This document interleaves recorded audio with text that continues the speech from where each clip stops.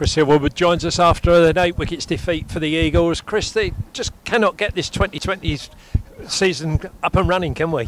No, disappointing tonight. As we spoke about in the preview, tonight was supposed to be the night, but we came and sort of kick-started the 2020 start matching what we're doing in the other tournaments.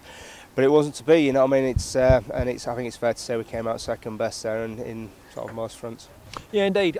Is it getting to be a psychological thing with the players? I mean, shouldn't be, should it? We're top of the championship, top of the 50 overs, and yet 2020 we just almost seem a completely different team. No, well, it's not yet. It's not yet, but obviously, we will sit down and we'll address sort of what's gone on. We'll review this game, the previous games as well, and look for a formula to move us forward. So it is going to get talked about in the dressing room, and hopefully we'll stop it becoming a psychological element, as you've just said. Yeah, indeed.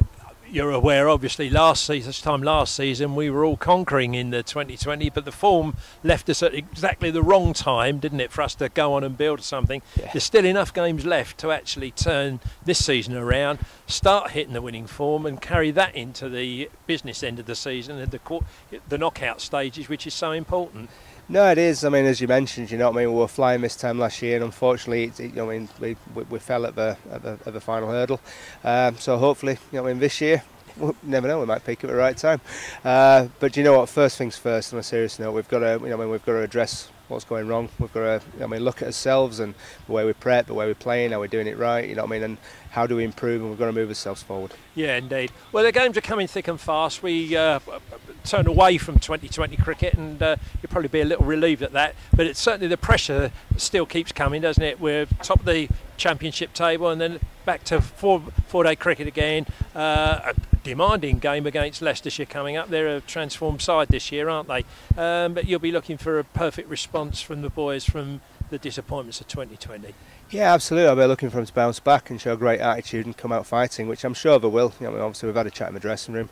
They've addressed one or two things already, and I think one thing that I will be expecting to see from what I've heard is them coming out fighting, full of ambition, well motivated come Sunday. Because it is a big game for us, and again, if we start strong in this block, it can try and push us a little bit further ahead in the championship as well. Sort of take us closer to the goal that we're aiming at there.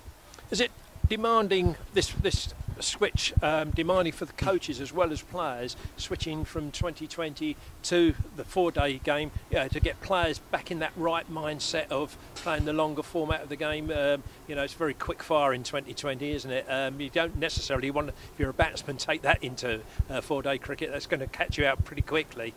Now we'll just have a look at how we train. Obviously we're going to come in and training on Saturday, and we'll just look at how we train for that, and we'll just slow things down and sort of change the mindset, change the approach to the training really. So hopefully that will help them.